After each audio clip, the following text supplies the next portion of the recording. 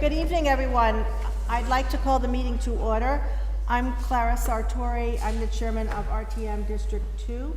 I'd like to introduce Frank Kemp, who is co-chairing this special joint meeting for District 4, and Jackie Miller, vice chair of District 2. Other district members are here, and we are happy to hear from them as the meeting goes on.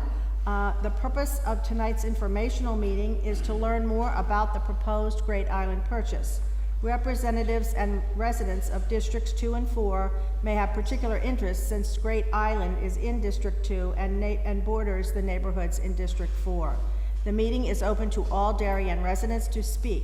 We will not vote at this meeting. District 2 does not have a report to give for the RTM. This is informational for the district members and residents only. Monica McNally, First Selectman, and Jim Palin, Chair of the Board of Finance, have joined us to make a brief presentation and answer questions. A question and answer period will follow. Speakers are asked to limit their comments or questions to 3 minutes, approximately.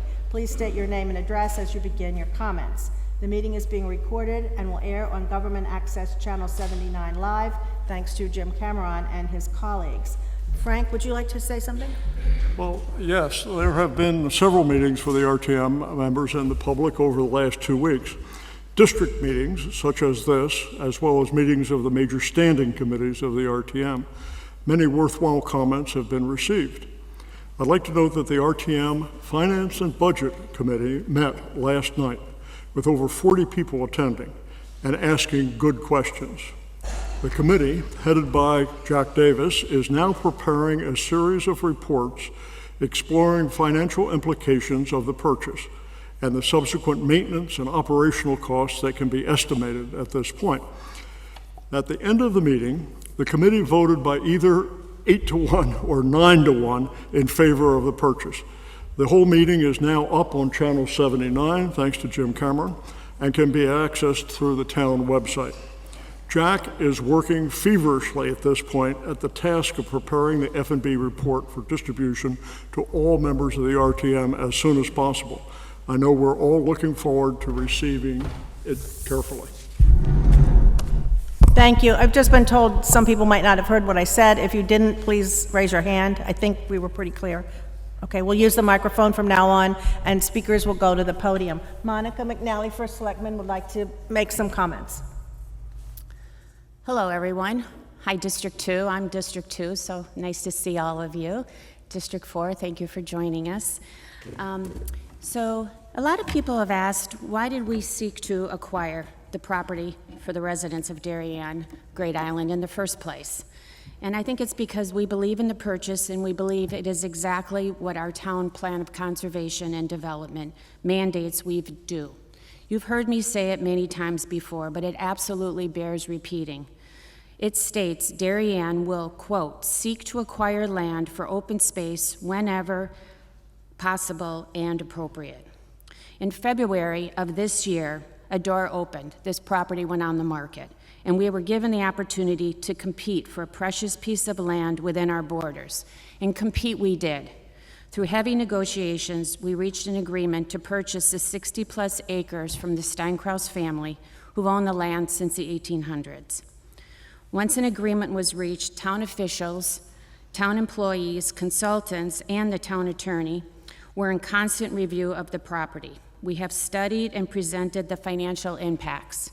We have presented possibilities of what we can do with the property, and we have made it very clear that as a community, we will make these decisions together over time. I am excited to be part of this dynamic town, surrounded by unprecedented development in downtown and in the Norotan Heights. I wonder how many other towns will ever experience such an increase in density over such a relatively short period of time. It's truly wonderful. Now we have an opportunity to balance all of that terrific development with a space that can offer people some respite, a place to rejuvenate and come together as a community, as neighbors. So now I'd like to take you through a walk. Now I'd like to walk you through some of the details. And I apologize if you've already seen this presentation. It won't be as long as before, but I think it has a lot of important elements that people should see.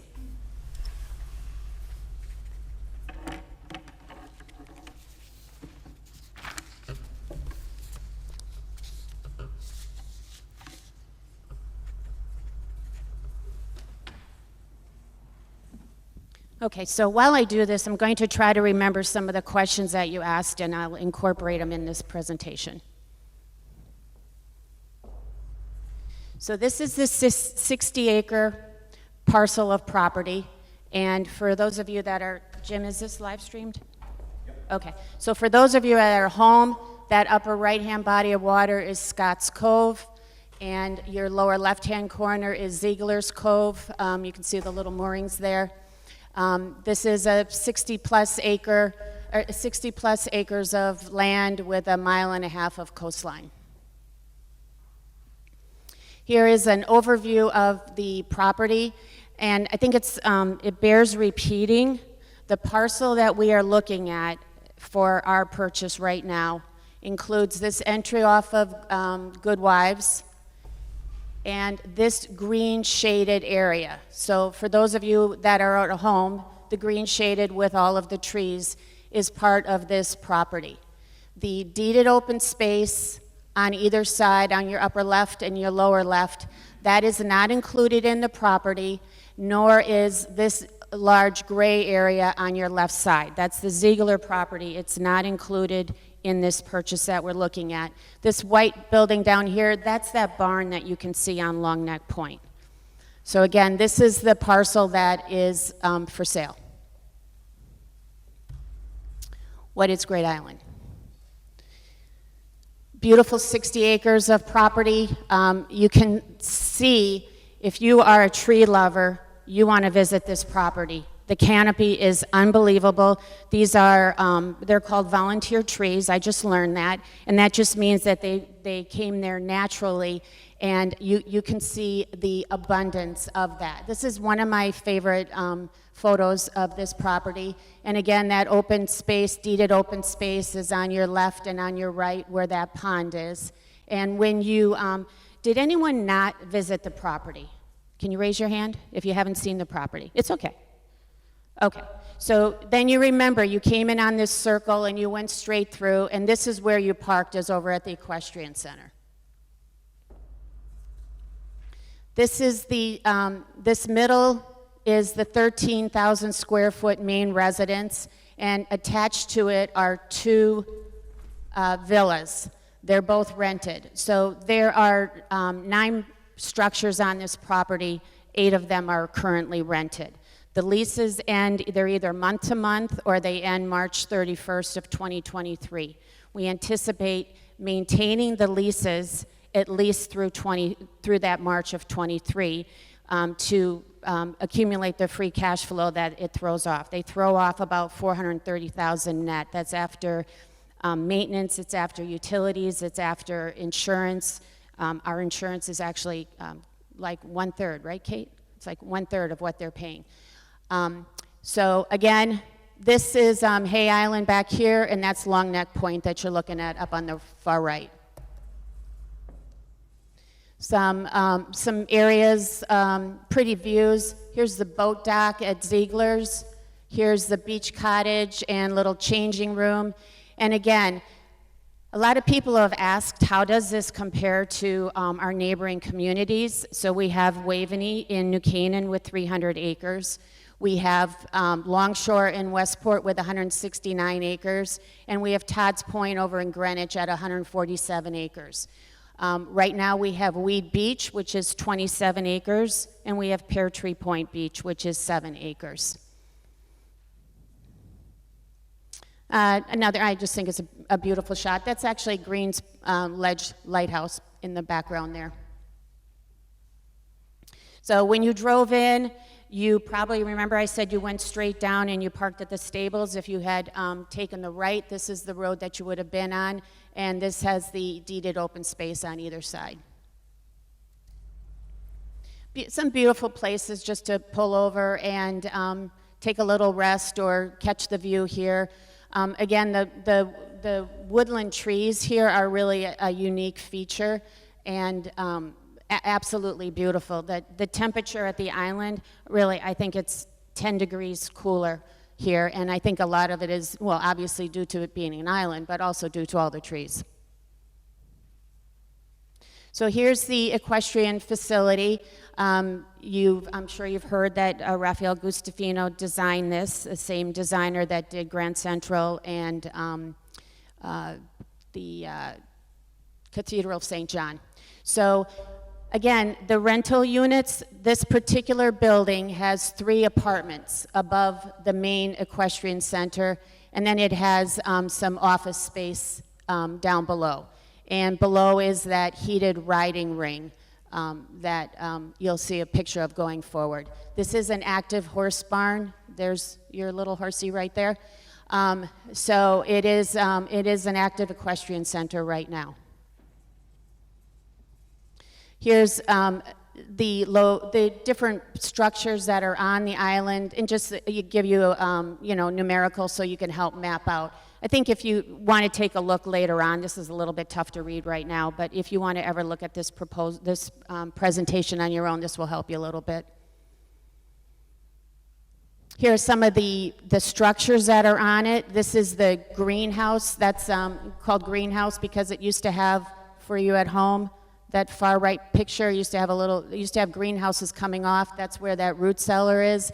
This is the beach house, the little beach cottage, and the changing room, and the natural beach area here. And I've heard some terrific ideas for this. This is its title in here, but it happens to have, and maybe Jim Palin can explain a little bit better, but it has a stone wall that's already there, and I think this would be a terrific beach for children and also for any people that are any sort of handicapped people, a nice area to go down to the water. This is the stone carriage house, the old garage, and you can see here just some descriptions of the resources.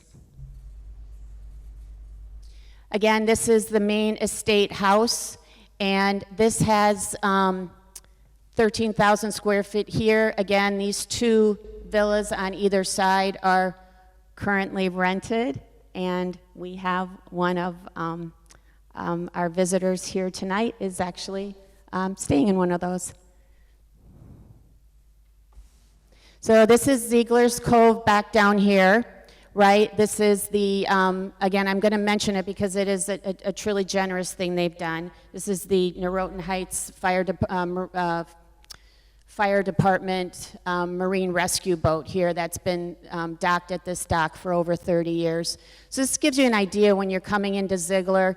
This is that riding ring, that grass riding ring, and then here, this is actually a half-size polo field, that open space that's surrounded by all of the trees. Again, on this slide, you can take a look if you want to dig a little bit deeper into what's the backup on some of the structures, the size, and what they were used for. And here's a natural stone amphitheater, which I think is beautiful. Here's your covered riding ring, heated riding ring. And this on the far right, this is the boathouse and launch area. So that's what we have now, currently. So again, I ask you to imagine the possibilities. And when I say imagine the possibilities, we divided this into zones, and I think we've created a broad spectrum. But these are, these are going to be 4 zones that I want you to think of as empty canvases. And perhaps we don't even do something with all of them. Maybe we only paint on 2 of the canvases. But it'll be a town decision on what we do here. And this is just an idea to help you break up the island and give you some thoughts. So again, this is the green area is the area of the island. And I mentioned this before, but I think that the developers that have looked at this have been interested in the town sewer that does come to this circle. It has the 2 connections. It has a 2.5-inch pipe that can support 10 to 18 hookups, and it has a larger pipe that can support 19 to 57 septic hookups off that line. Again, we're looking to work with our plan of conservation and development, acquiring open space, and this also works really well with our Parks and Recreation Master Plan that was done in 2016. So now we're going to go into this zone area. So this is the first zone. This is we call it the Commons, but it's where you might think of a little bit more community activities. And then our second zone, this orange zone, is going to be our arts and culture zone. And, yes, there is overlap, of course. And then our third zone is our conservation and education zone. The green zone takes up quite a bit of area. And then our fourth zone is that 1.5 acres of coastal shoreline that goes all the way around. And if you've ever taken a kayak around here, who's kayaked around this property? Alex? No? Yeah, right. So you know that this is, my husband described it as kind of Maine coastline, and I've heard other people say that, and it is. It's got that kind of craggy coastline, but because of all the inlets, that's why it's the 1.5 miles. So now we're going to take a look at these zones. We're going to divide them into the different areas. And the first one, that Commons area, remember I did mention community activities. So this would be the closest to the entrance, right off of that circle. And there are lots of different things you could do here. Using the facilities, you could have the Great Lawn. You could do many, many different things on there, seasonal marketplace or festivals, different events, croquet, bocce courts, teen and youth camps. That's where the Equestrian Facility is. Lots of different ideas for that. And the next zone is your culture and your arts zone. And I would still include this Equestrian Center in there because somebody did mention an artist in residence program being done there, which it hadn't occurred to me. I think the Equestrian Facility is fascinating, and I'm excited to hear what people would like to see done there. So again, we have buildings that could be repurposed for perhaps an arts center or a museum. As I mentioned before, this is a sculpture garden that actually is in New Canaan in Waveney. And we have, wine and food festivals or something as simple as some painting, if you're a painter. I'm not. That painting looks really good. Or you might want to just take a walk, sit, enjoy a book, relax, watch the waves over here on the Sunset Terrace. So then our third area is, I think it's probably my favorite area, this conservation and education area. And, first of all, it has. We will need to do some work in this island for sure, right? So we'll need to widen this road up here. We'll need to put in some parking. We're looking at little, we're not thinking of a big parking area, but we're thinking Ed has penciled out some little pocket parks along the way. But some people are interested in a walking trail.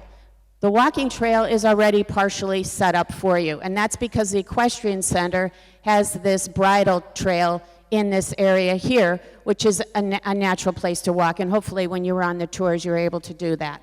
So bird watching in here, tons of different birds, pollinator pathway, maybe a community garden.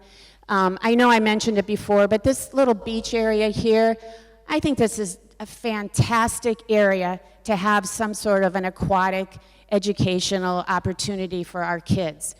Listen, we live in a coastal community. Let's take advantage of that, and let's teach our kids what it means to live here, what it means to be a steward of this area, and maybe Earth Day exhibitions, environmental stewardship, environmental education, children's little camps in there, your woodland trails, tons of possibilities here. That fourth zone is the coastal shoreline. Again, I'll say it, it's that 1.5 miles, which is absolutely beautiful. Obviously, lots of boating opportunities, right? If you're a paddleboarder or you're a kayak or you're a canoer, I'm not sure that's a word, but if you like to take a canoe out, lots of opportunities to drop your boat in. You know, up here, this little beach is a perfect area to walk in, or this kayak launch here, another really special spot. And then, of course, you have the dock area here. And I think, you know, yeah, I mentioned it before, but up here it's Todd's Point, Cove Beach in Stanford, and Longshore in Westport. Just some ideas of what our neighboring communities have done on the water. So that's, I'm trying to remember if I hit all of the questions. But you know what? I'm going to ask Jim Palin to come up and run through the numbers for you, and then we'll take some questions. And thank you.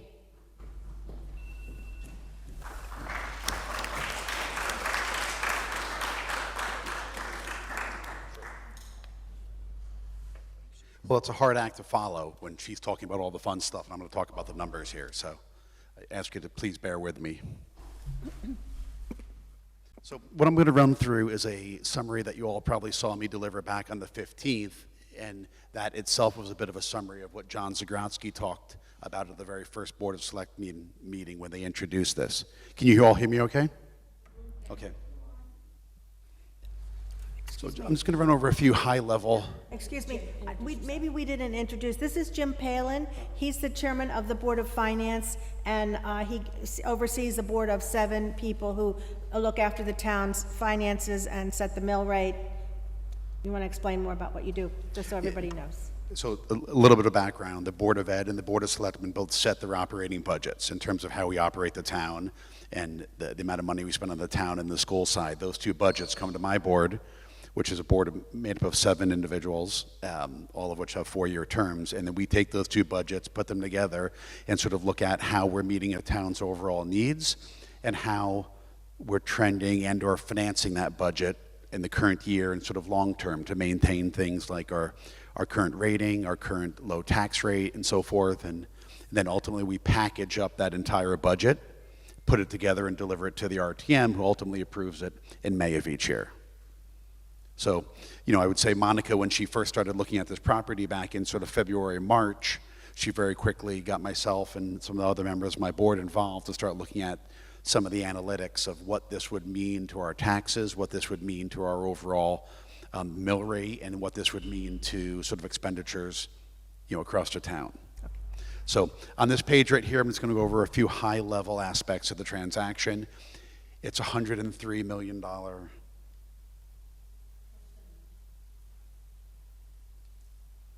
It's a $103 million purchase, plus we're assuming just under $500,000 in closing costs in terms of things like title insurance, lawyers, title, and so forth.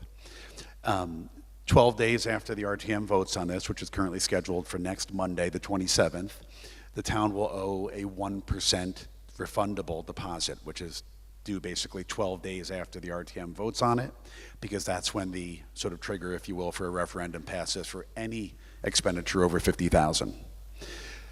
The appraised value of the property, based on a third-party appraiser that the Board of Selectmen hired, brought in the value of this 60-acre property at $108 million.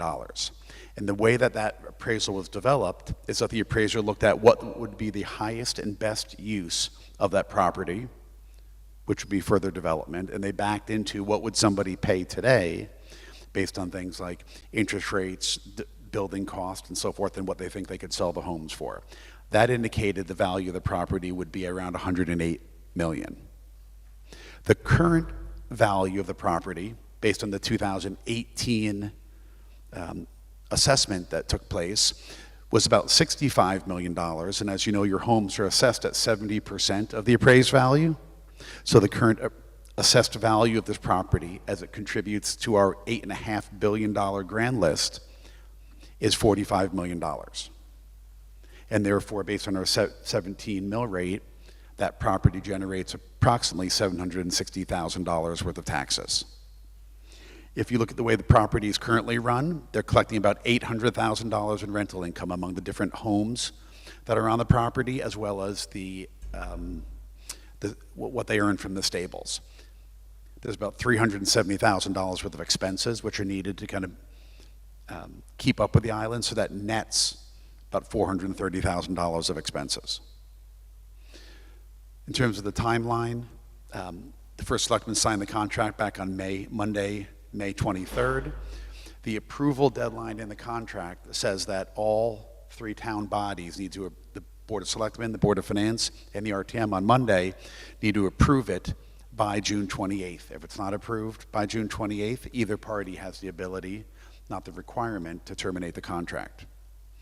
And then lastly, there's a 75-day due diligence period, which our town staff and Monica has been leading, by which we can survey the property and look for everything from environmental to legal and other issues and so forth. And that expires on August 3rd.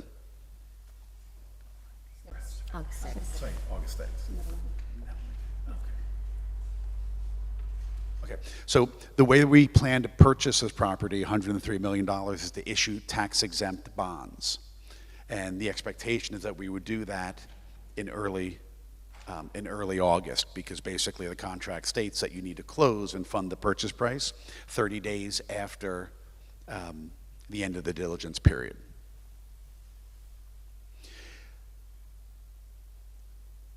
Assuming we issue $103 million worth of bonds, and assuming the $77 million worth of bonds that were just recently approved for the HHR renovation, and the existing debt, including that what we just issued over the last 2 years for the Oxford Elementary School, we expect that the town's total debt would reach $243 million.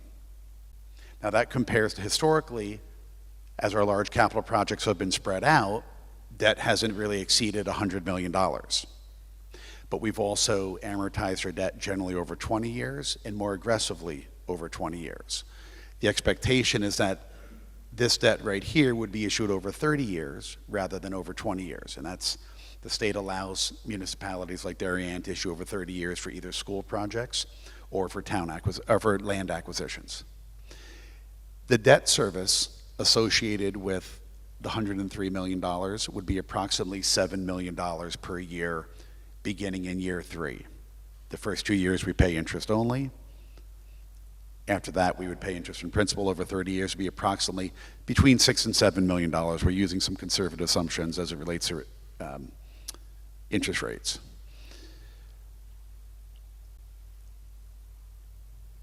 If you look at the additional debt service over the next 5 years, this would contribute approximately 1 point to the overall mill rate growth.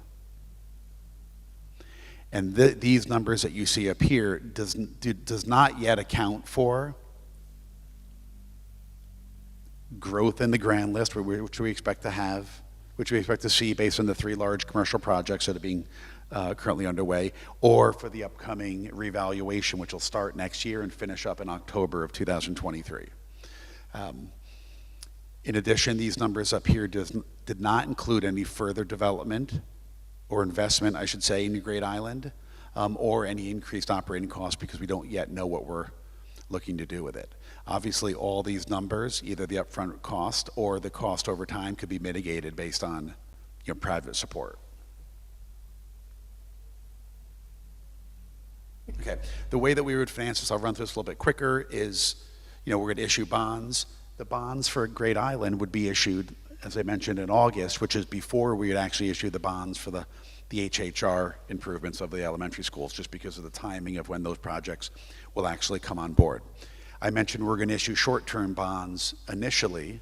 Those short-term bonds will allow the town to figure out what they want to do with the property and decide that anything they want to do with the property, if it's what we call a private use, then a portion of the bonds, if any, it would be a very small portion, would be issued as taxable versus tax exempt. At this point, based on all the things that Monica talked about in the prior slides around the 4 different sections, we don't expect any of that would cause the bonds to be taxable.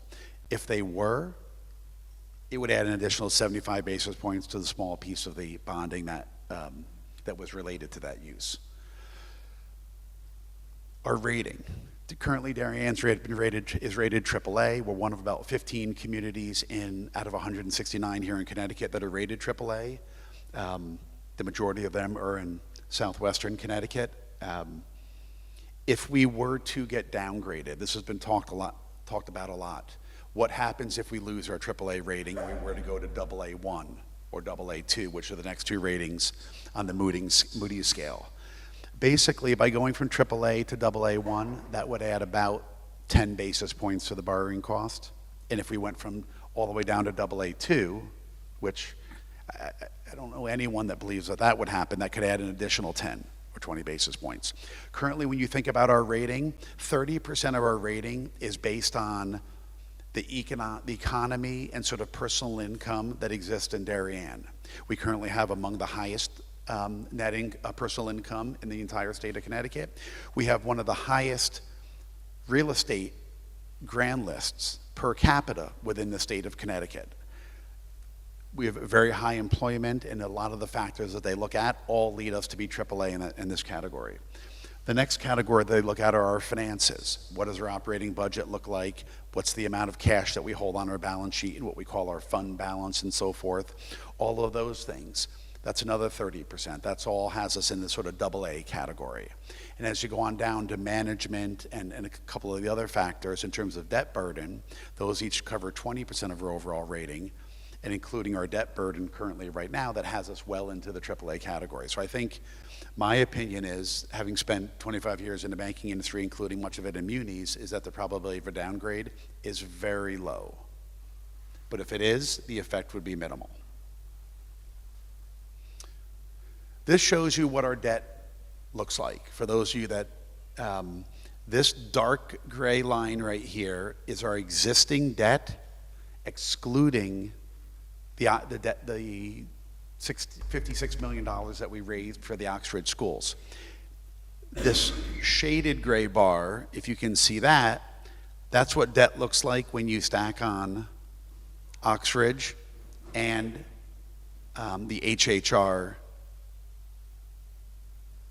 $77 million of bonding that was approved a couple weeks ago. The green is what our debt looks like if you add on $103 million for Great Island. So you can see certainly the peak reaches $243 million, and the F&B committee presented their analysis last night. They were a little bit higher, they had a little bit different assumptions and so forth, but the analyses were generally close. Now what you can clearly see that the absolute amount of debt that we have, debt per capita and so forth, is definitely growing, $240+ million, but debt service, which is one of the things we focus on, how much of our actual tax dollars in our budget every year are we spending on debt service? Currently, it's about 6.5%. As we reach this peak up here, it would climb to around 10.5%, and then another 10 years out, it would begin to come back down to around 7%. So we will have, as a percentage of our overall budget, debt service increasing, but still relatively conservative if you look at it across the state of Connecticut, and certainly within the rating categories. This shows you what our debt service would look like. Currently, you can see our debt service is around $10 million. And if you include the HHR bonding, you can see it'll peak up here around $12.5 million and then come right back down around $11 million and trail off. With Great Island, our debt service will peak at 20 and then come back in line around $17 million. Again, this doesn't include other capital projects that may come down the pipeline in the future. I think our schools have done a good job in terms of we have a relatively new high school. Our middle school is in good shape. We just built Oxford. Tokenique is relatively new, and we're investing heavily in our 3 other elementary schools. And I think it's fair to say the Board of Ed has originally delayed and then advanced a lot of their capital projects all around this HHR, the HHR project. But to be clear, we have hundreds of millions of dollars of additional capacity, even if we move forward with the acquisition of Great Island. Statutorily, the state of Connecticut sets the amount of money that we can borrow for schools, for town projects, and for sewer projects. We have hundreds of millions of dollars still available there. Not saying or expecting that we need to take it up that high, but the question has been raised by many, what if another project comes up? What if something has to be taken care of with the school, with the sewer, with other types of projects? We have capacity. Could further bonding move us from AAA to AA1? Yes, but we definitely have capacity. You know, flip down a couple more pages. No. Forward, yes. One more. Yeah. So I'm going to run through a couple slides here quickly, and I was told the slide has a lot of numbers on it, and it's a little bit difficult for people to sort of comprehend. What this slide does, and we'll make sure we put this up on the website for everyone, is this shows what the median home, which in 2018 was appraised at $1.22 million and was assessed at 70% thereof at $850,000. Now again, this was the median home value in 2018. It wasn't the actual median or average selling price of a home. This was what the median appraisal was. So if we look at that house as part of the, at that home as part of the, based on the tax rate that the Board of Finance and RTM approved a few months ago, with a mill rate of 17.23, our median homeowner pays $14,700 in taxes. Now, what we looked at was what's going to happen over the next 5 years as a result of beginning to pay principal on the Oxford School, some other small projects that have already been approved, what we expect to be about $73.5 million of bonding for the HHR school project, and then another $103 million for Great Island. And then I also included in here an additional $8 million of investment in the island. I'm not sure, obviously nothing's been decided. That's going to be a community process, as Monica's pointed out. In addition, we've included a growth in operating expenses of around 2.5% per year. So this is, if you take out debt service, everything else, we're assuming net expenses, net of revenue, grows at around 2.5%. And importantly, what we've done down here is we've assumed the grand list grows at around 0.75% per year. Over the past 10 years, grand list, in terms of people investing in what I call kitchens and pools, sort of small, not a revaluation of all of our homes, but just the investment, the small projects that take place, we see about 0.5% to 1% growth in the grand list. When the grand list grows, that means our taxes are in our budget of $150 to $160 million is spread out over a larger base. So the growth in the grand list, actually, you can see over here, brings down the incremental taxes. So I'll walk you through quickly. If you look at the current taxes that you pay, that the median homeowner pays today, it's $14,700. The new Oxford School, as that principal begins to start being repaid next year, would add $120 over 5 years. Some other relatively small projects would add 30. The HHR renovation would add about 550. The Great Island acquisition financing of $103.5 million would add $641, again, over 5 years. And the additional $8 million of investment in the island would be $49 of incremental taxes over 5 years. If we assume we do more, if we do 16 million, we would double that number. If we do 4 million, we would cut that in half. And then when you look at the growth in operating expenses, which we estimated net of revenues to be around 2.5%, that adds $1,800 over 5 years to the budget. F&B presented a great presentation last night. They used slightly higher growth rate in expenses, or if you will, sort of net revenues and so forth, but generally in line.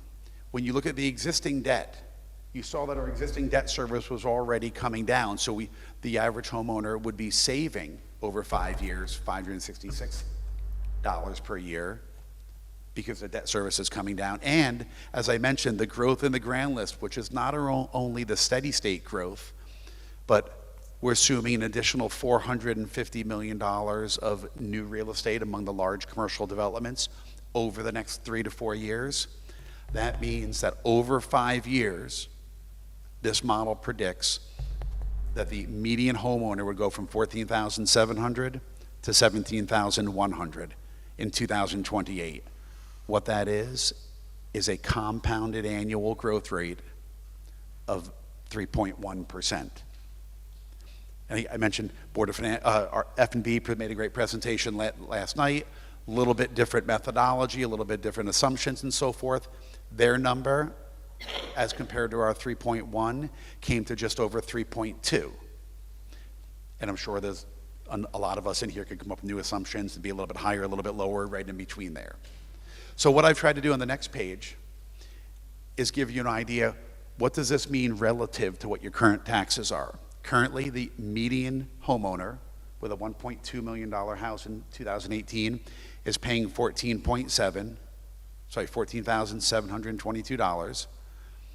And as these expenses are layered in, the first year their taxes would go up by $449, next year an additional $770, next year $571, and so on, up to that $17,000 number.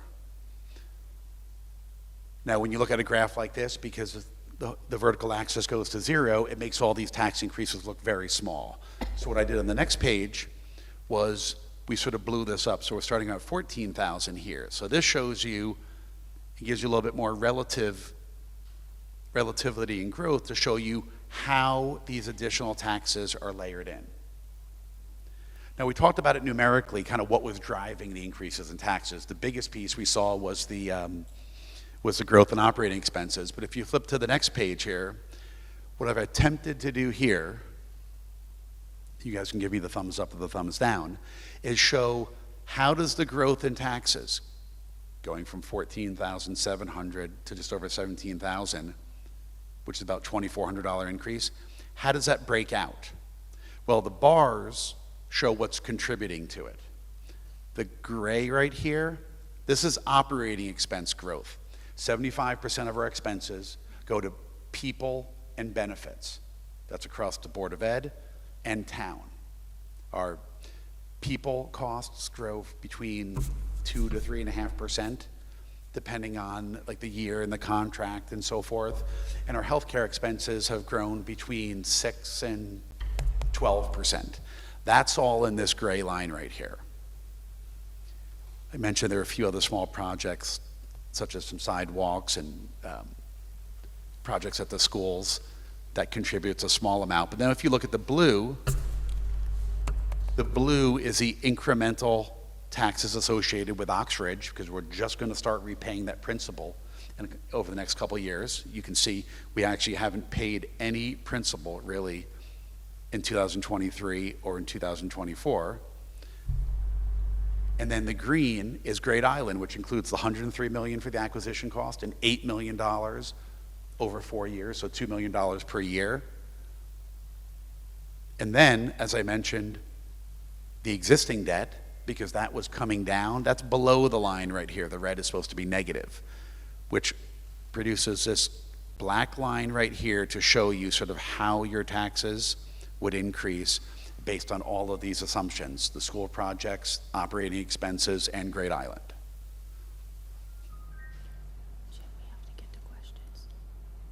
So I'll stop there. Thank you. Thank you both.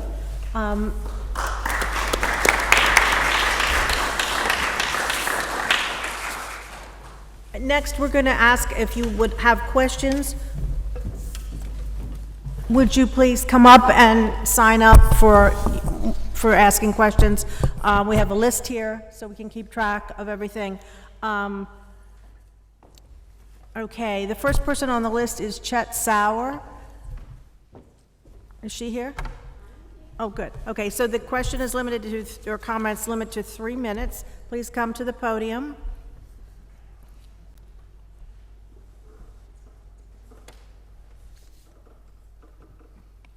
Okay, I live at Relihan Road.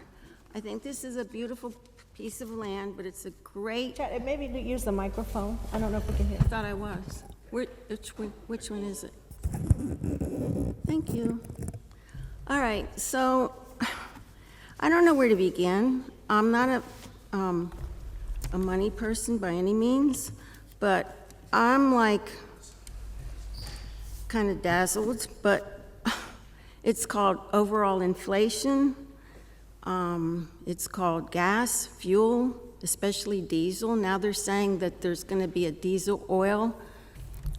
It might run out in August, and what's that going to do with the deliveries? And with all these capital projects, what about cost overruns? Who pays for that? And food scarcity, that goes with the fuel thing, the weather, the drought.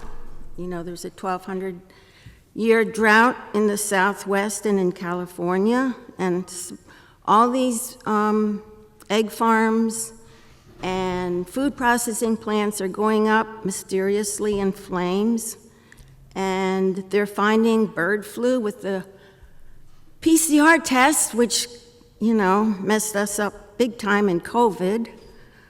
So there's overall uncertainty.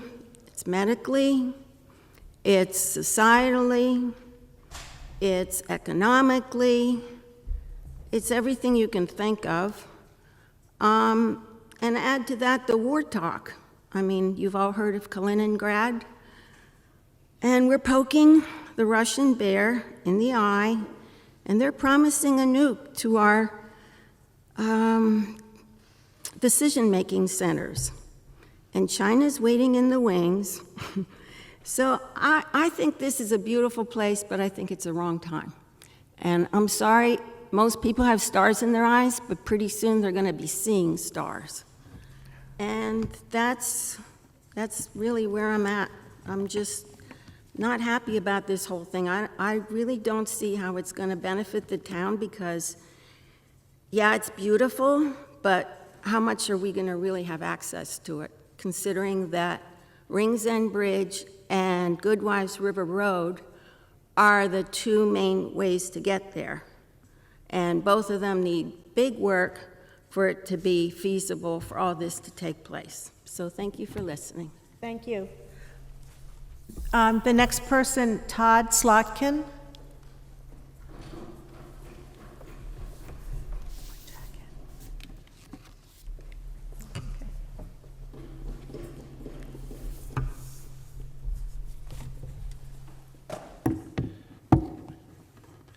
Yeah, I'm Todd Slotkin. I live at, my wife and I live on 40 Arrowhead Way.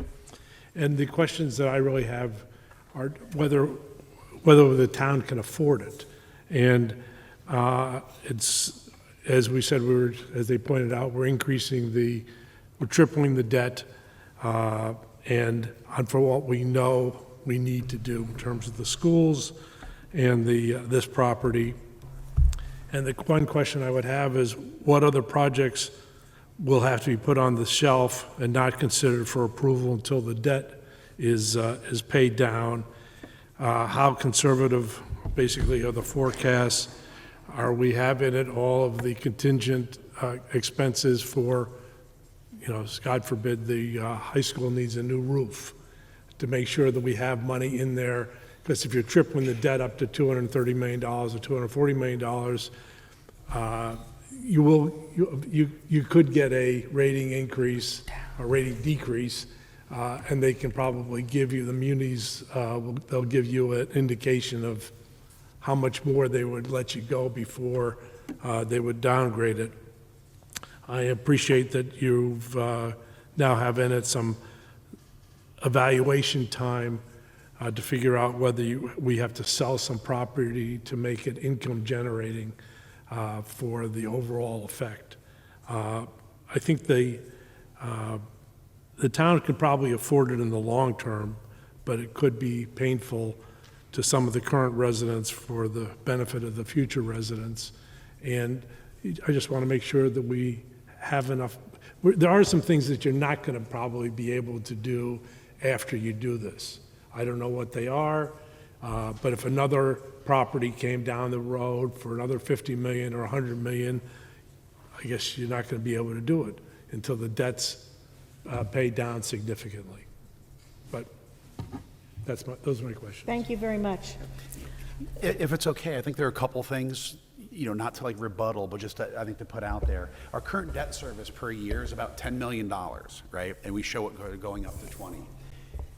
If I brought that chart back in history another 4 years, you would see it closer to 12 to 13 million. Our debt service has come down over the last few years. And the reason it came down is because we originally bonded very conservatively. We didn't, there weren't a lot of capital projects done at the same time, so we did 20-year debt, and we paid it down relatively quickly over like an 8-year average life because we did what we call level principal. So our debt service is down a few $1 million and it's now going back up.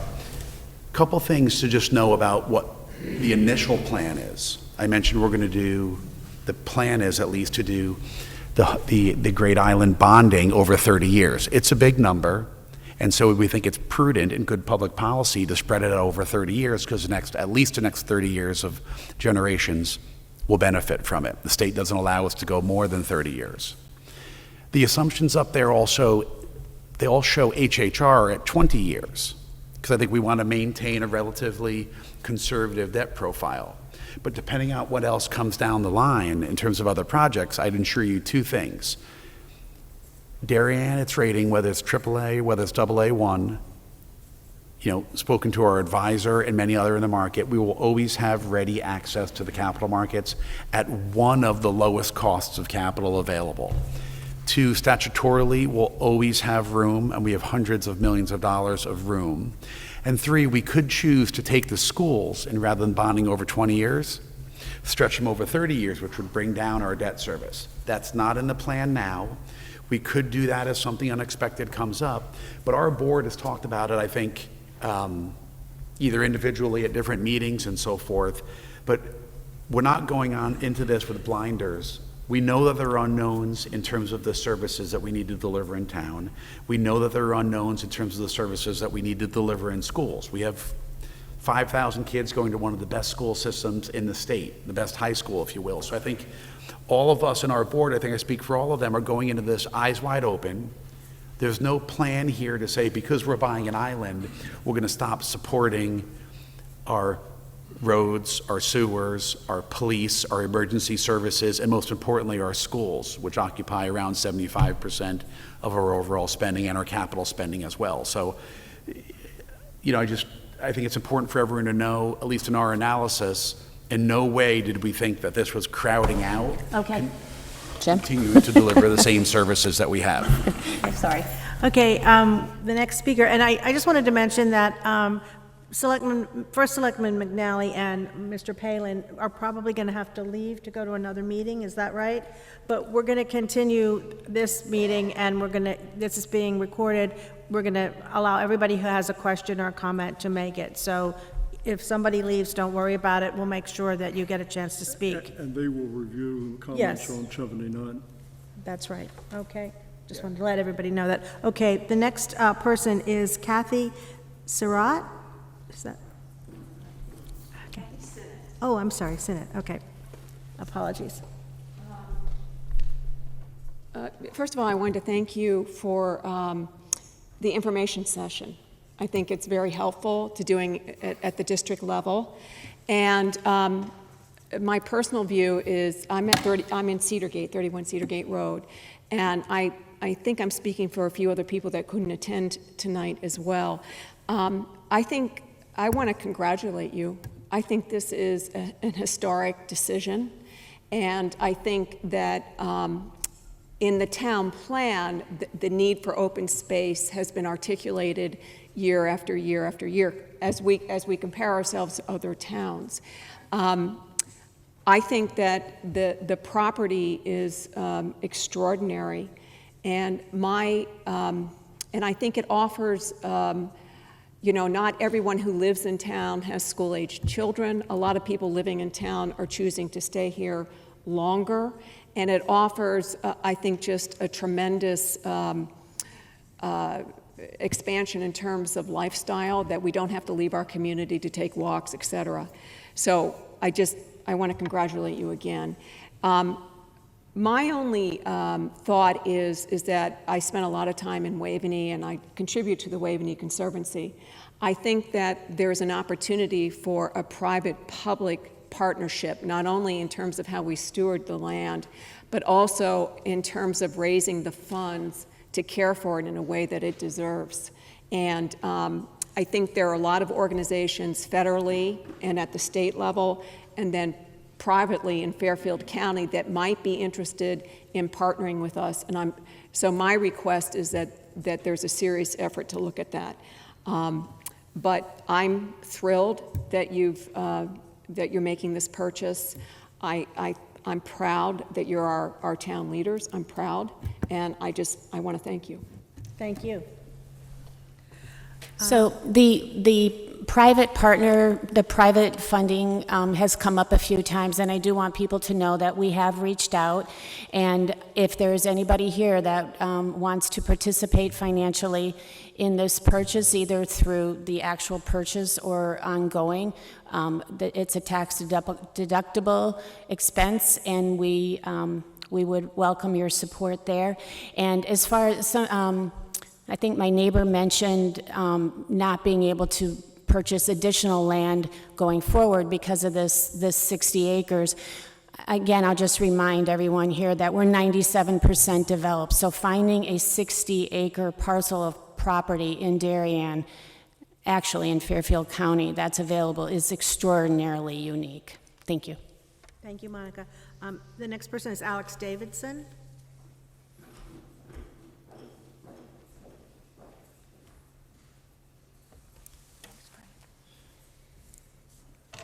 Well, thank you for coming and doing this. It is a big purchase. I think it's really exciting. I think that it's amazing that we just happen at this point in time to have the former chair of the RTM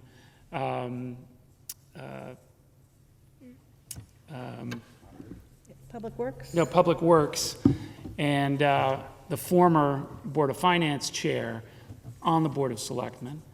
And then we have a really competent, capable Board of Finance chair who's also been stewarding this whole thing.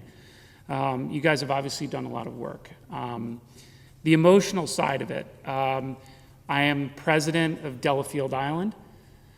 During COVID, when the parks were shut, people had nowhere to go. So they came to Delafield Island. It was packed. And it drove home the point that people need open space.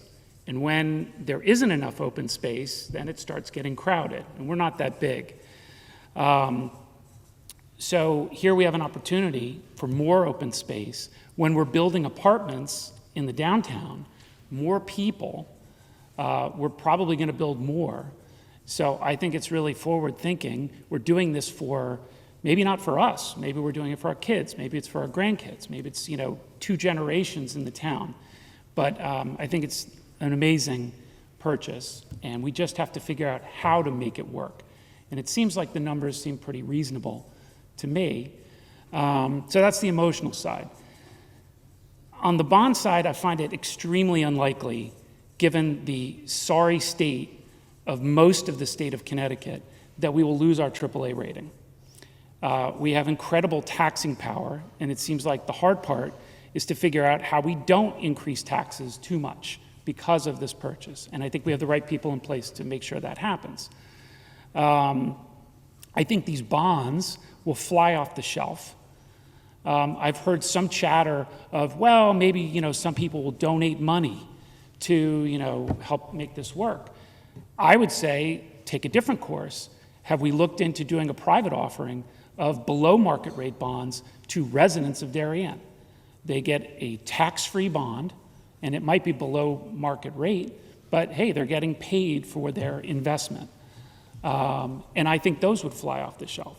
So I think our borrowing cost could actually be lower than what we're saying here. And that's especially because, I buy millions of municipal bonds for clients every year. And it is very difficult to buy good Connecticut bonds. So here we're coming out with, $175 million in debt from the creme de la creme of Connecticut. And No problem. We have a AAA rating, we have a low borrowing cost. If we're not gonna buy it now, let's wait, right? So what, our interest rate's gonna go lower? I doubt it. They might, but I doubt it. And we have a AAA rating, and we should take advantage of it. And I think it's leveraging the strength of this town to make this town even better. And by the way, for people who live in Delafield Island and in District 2, I think it's going to raise our property values. I think you're approaching time, Mr. Yep, Davidson. I'm done. Thank you very much. Thank you all. Okay, the next person is David Burke.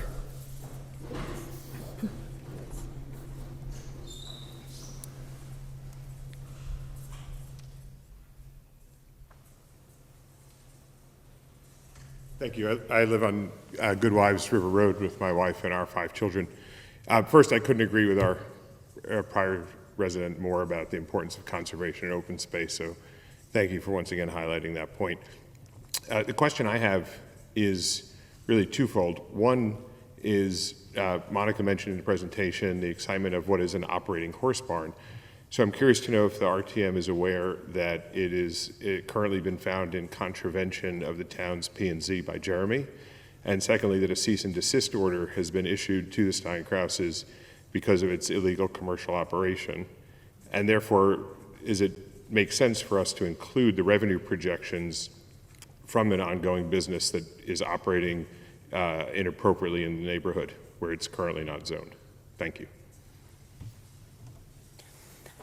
The Planning and Zoning did issue a cease and desist on this, this horse enterprise, and it is going through that process. But we also, the town, can have a zoning change, and we could make this appropriate for our town.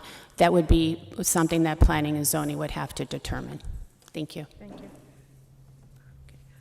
The next person is Joanna Walsh.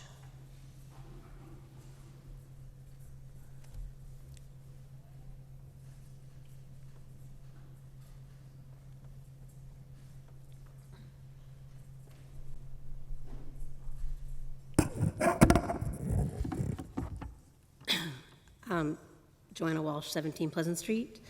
I'm a co-chair of CDSP, but I'm here speaking only on my own behalf, not for them. I've been watching or attending all the Great Island acquisition meetings, and as far as I can tell, the following questions have not been answered, and I think it is incumbent upon all of our relevant governmental officials to provide the answers. How do we know that we are not overpaying? Were there actual additional competing bids submitted? Has everything been disclosed to the public? The Board of Selectmen, Board of Finance, RTM, F&B, at their most recent meetings regarding Great Island have had executive sessions where information was disclosed to government officials. When will the public learn the same information? How can the RTM vote on this acquisition when not all of the information has been released? Do any environmental impact studies need to occur to allow for infrastructure to be built so the public can access these lands? What is the definition of due diligence? What limits are there on the reasons we can end the sale penalty-free after signing on June 28th? When can the public actually access the land? In March, when the yearly leases are up? Are we sure the renters are going to leave? If they don't have the right to remain, how are we funding the special revenue fund? Let's say the leases end in March and the residents move out. Can the public access land then before any infrastructure has been installed? How much does it actually cost to widen the road and put in parking lots? $1 million? Will that come out of taxpayer pockets? How long does it take to widen the road and put in parking lots? Can this work start when the town takes possession of the island, or does it need to wait? Will residents be allowed to walk around unencumbered? Will residents need to buy a park pass, like a beach pass? Who will sit at the security gate to check the passes? Who will pay the person who sits at the security gate to check the passes? How can you say the ultimate use of Great Island will be a town decision if the purchase of this land, a supposed town decision, has many, many residents feeling unheard and even steamrolled by town officials? If the abutting property is put up for sale, will the town feel compelled to buy it? We have been presented with complex pro forma models to assure us this is financially sound. What happens if the projections, like the rates go higher, private donations are lower, infrastructure building costs are higher, don't materialize? What is the mitigation strategy? And finally, when can we have written reassurances that the operational budgets for town services will not be impacted by the downward pressure of the debt servicing fees on our taxes. Because downward pressure on town and education budgets will be caused by not only the acquisition debt service, but also the unknown operational costs and future capital improvements. We don't know Great Island operations and capital can be bonded because we don't know what they are. The numbers on the slides are based off of nothing. We don't have plans yet because we can't make plans yet. So if you're asking the town to jump off this cliff with you, we'd like assurances that the things we already need and are already proud of, and things we already have, like the library and the schools, will not be watered down or cut, with space remaining for innovations within. Thank you. Thank you. The next person is Kim Kiner.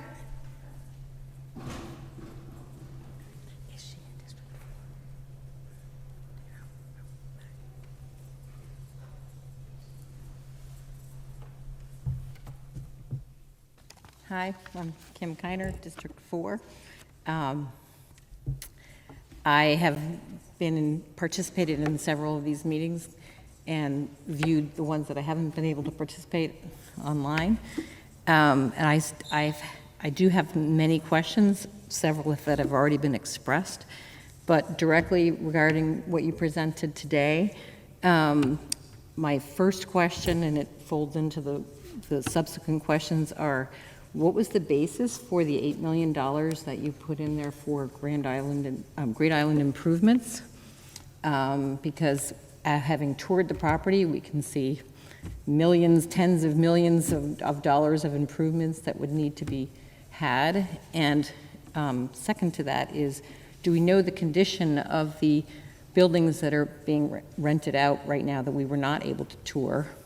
All of the rental properties, and are they in the type of condition that would, warrant major renovations to put them in public use?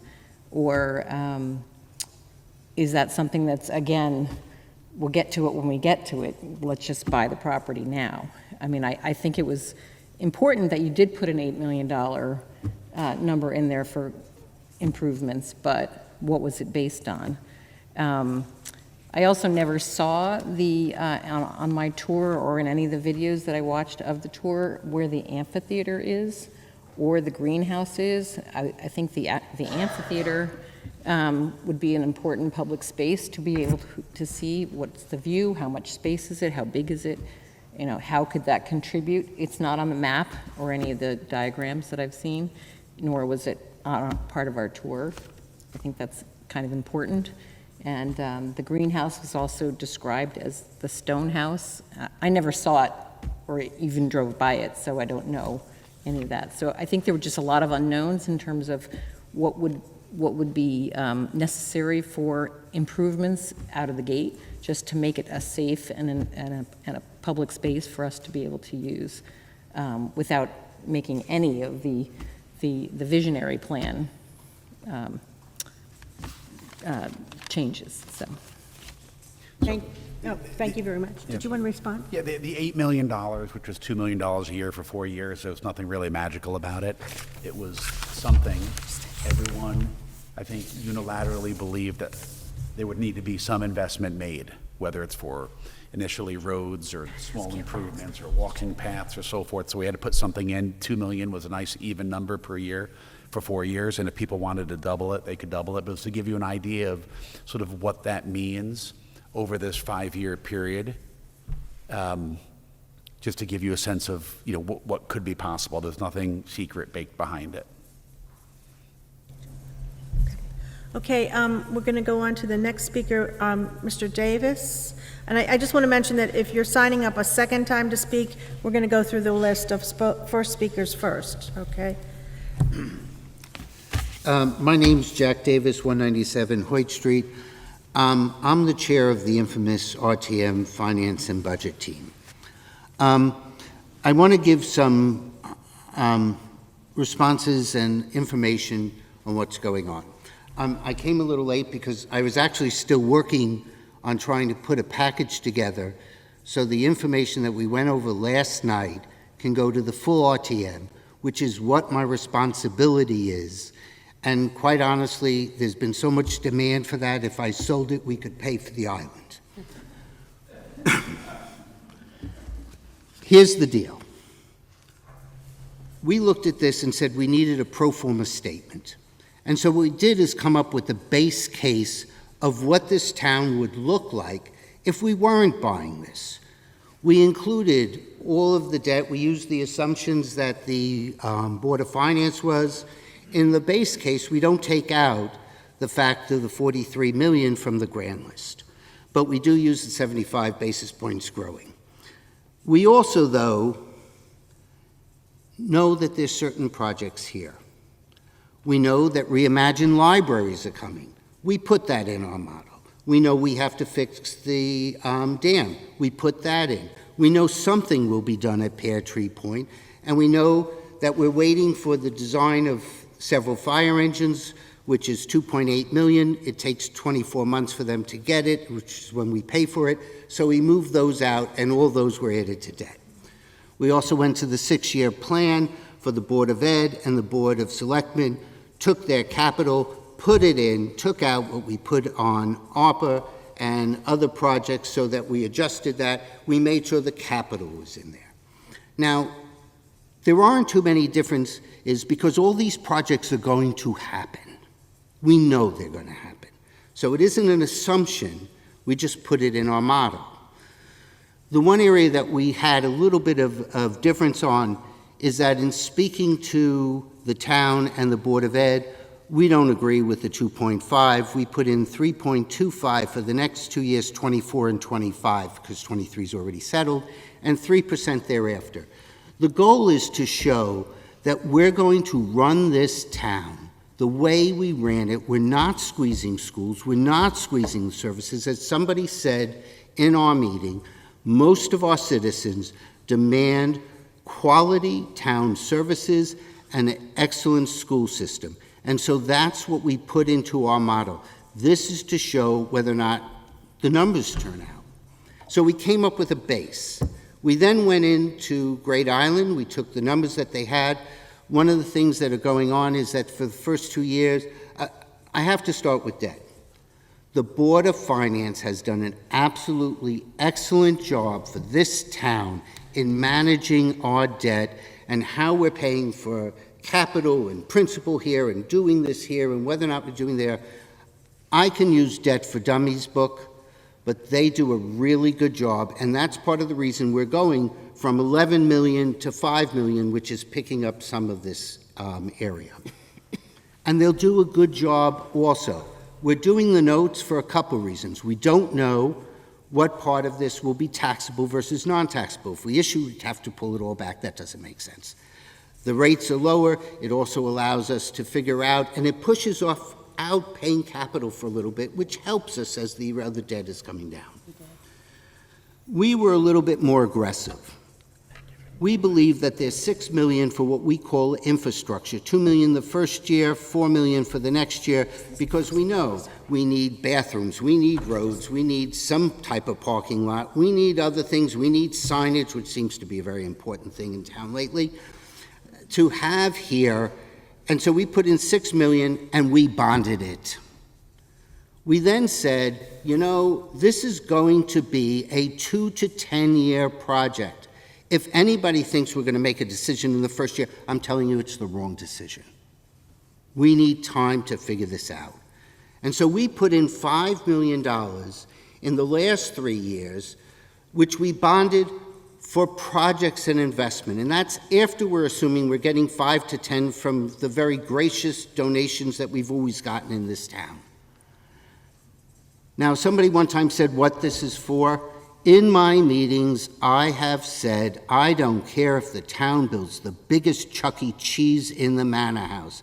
We're not doing that. I know. Just saying. I don't know what we're putting in there, but we know it needs something. So we put in those numbers to see what it would look like. Excuse me, Mr. Davis, you did go over. I'm going to be right there in 1 second more.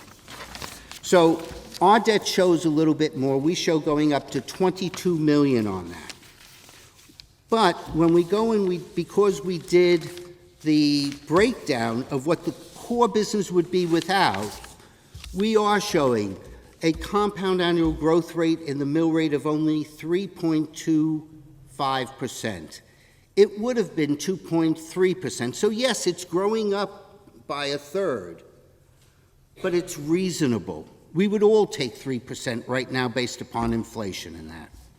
So we voted in favor of it. There was one person who voted no. That was because there is still a concern about the school. This is a quality of life. Bert von Stupenagel mentioned one thing that I think is probably the most important thing I've heard. When I first moved to this town 30 years ago, coming in from the city, they brought me to Cherry Lawn Park and the two beaches. Bert said, if we buy this property, the realtors will be taking you to this park first, then to Cherry Lawn and the two beaches. I can't tell you whether or not you're going to like the finances or not. I'm going to be presenting this next Monday night. It will be up once I send it out to the RTM. I don't know whether or not it gives you a return on investment. I can't quantify that. If I can't quantify it, the return is zero. But everybody will make their own decision. It is an opportunity of a lifetime, and that's why we voted in favor. Thank you. Thank you, Mr. Davis, for all the work.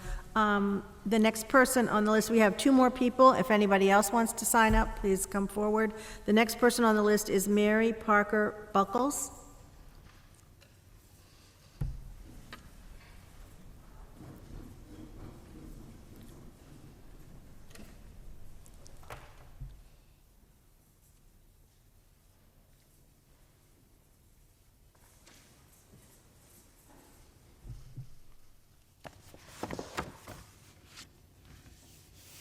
My name is Mary Parker Buckles, and I live at 24 Great Island. Each time I drive through the columns at the end of Rings End Road, life changes. My breathing slows, my grip on the wheel relaxes, my gaze shifts upward to wonderful, wonderful evergreens. This is Great Island, where I've been privileged to live for 32 years. And where I find respite from the noisy, programmed existence that defines much of the 21st century. As I round a curve, I begin to see and hear the rich life of the place. Wild turkey gobblers, Canada geese, the solitary great blue heron in flight. Ospreys soar overhead. Cormorants dive and vanish. Groundhogs and rabbits and skunks thrive along grassy edges high above the water, while at dusk, meadows and paddocks host fireflies blinking, blinking, trying to connect. Now Great Island is for sale, as we know. Its future depends on whether it is allowed to continue as a sanctuary or whether it becomes subject to relentless development.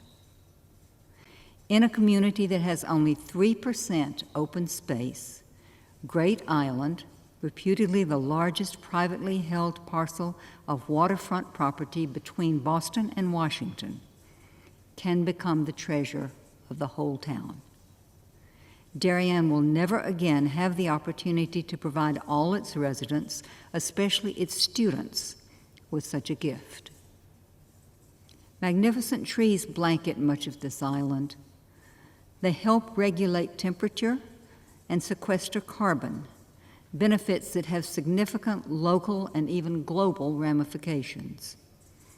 The rhythm of waves, the voices of shorebirds that have traveled thousands of miles to this spot, and many other wonders provide an antidote to pressures of all kinds. For Great Island is more than a place. It is a balm for the human spirit. The city should buy Great Island.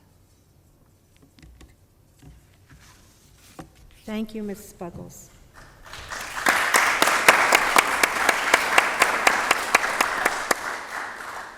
The next speaker and the last speaker, unless someone else wants to come forward, is Alex Davidson.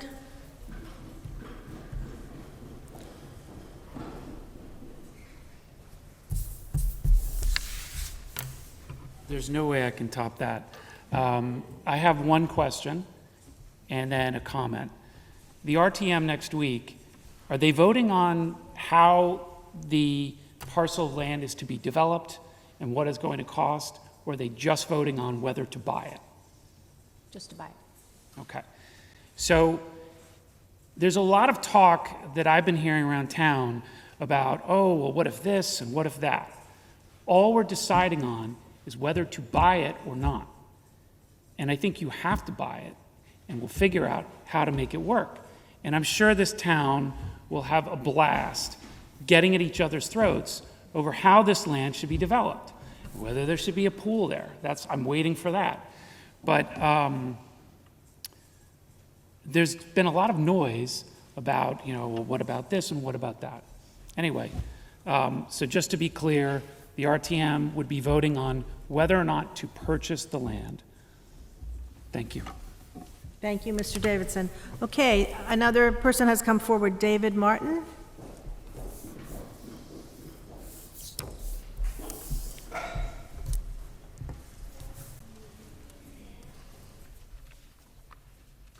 Hi, I'm David Martin. I live at 15 Libby Lane. Full disclosure, I'm a member of the Board of Finance, so I participated in the vote that we had in our committee the other night. I agree with everything that people have said. There is immense intrinsic value to the town in buying this property. As Monica has mentioned, there is no undeveloped land, and the undeveloped land aspect is tremendously valuable to all of us as citizens. I can't tell you if the intrinsic value of the property offsets its costs or not, but in an effort for full disclosure, I'd like to share a few things with you that were public within our Board of Finance meeting that may not have been made obvious to the public as of yet. In the Moody's rating report for the town of Darien, it reads, "A material increase in debt or capital could lead to a downgrade. The Great Island project and the additional debt from Henley Homes Royal will almost triple the debt load of our town. And with unknown development plans for Great Island, I would suggest that the debt curve will not decline at the pace that we showed in this slide. Not to say it won't decline, because I think that any development will be measured and over time, but it's not going to decline at the pace that we saw in that slide. I'd also note that I've served on the RTM for several years before going to the Board of Selectmen and Board of Finance. And in my experience, when we approve capital projects in this town, they're fully vetted. Virtually all of the questions are answered. And in this case, there are substantial questions that remain unanswered. And last but not least, I have not heard one comment from anyone about the alternative. How does the town benefit if a developer were to put 25 homes on the island?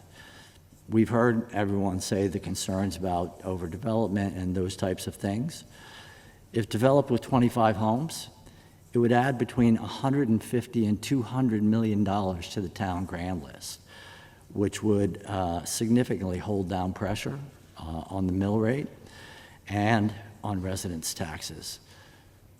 Those are just other elements for all the residents who are going to vote on Monday night to consider. Thank you. Okay.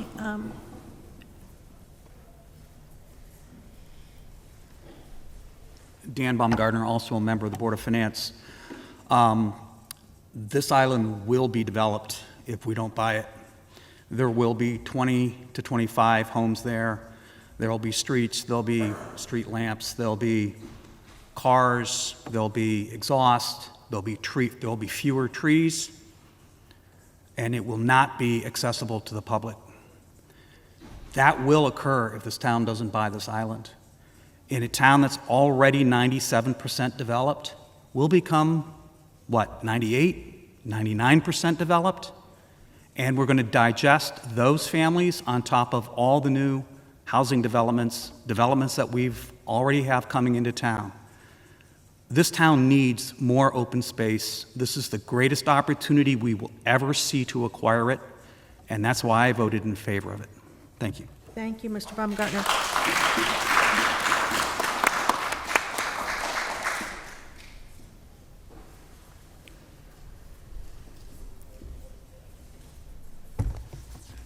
My name is Paul Hendrickson.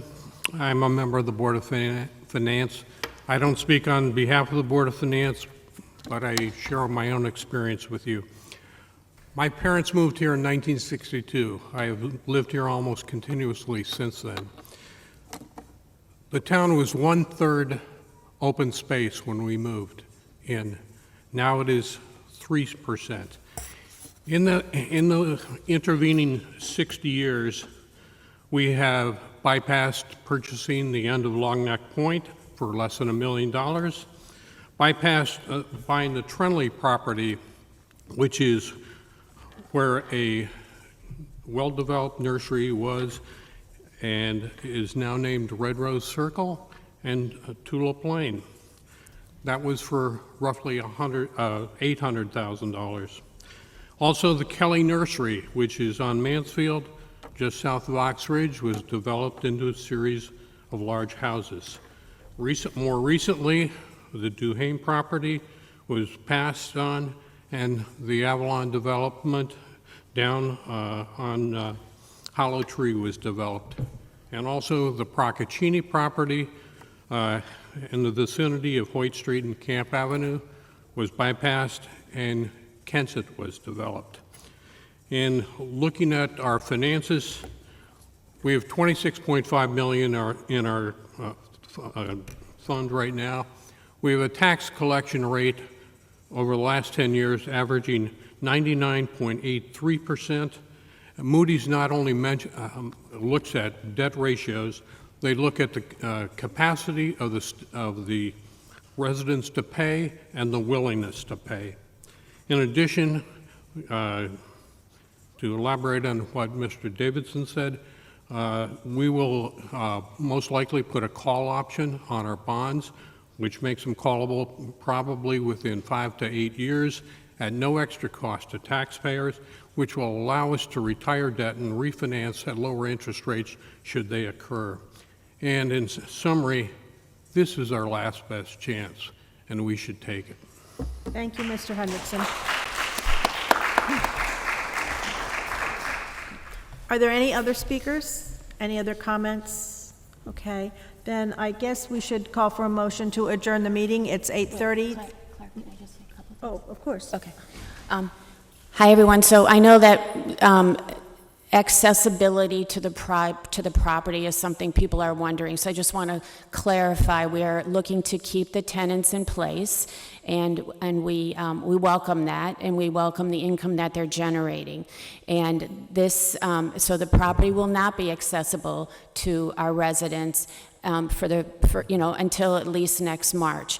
And I do anticipate that by the time your taxes go up because of this project, because as Jim said, it's a sliding scale in, that we will then be able to have roads and parking and some sort of lavatories in place for you to visit at that time.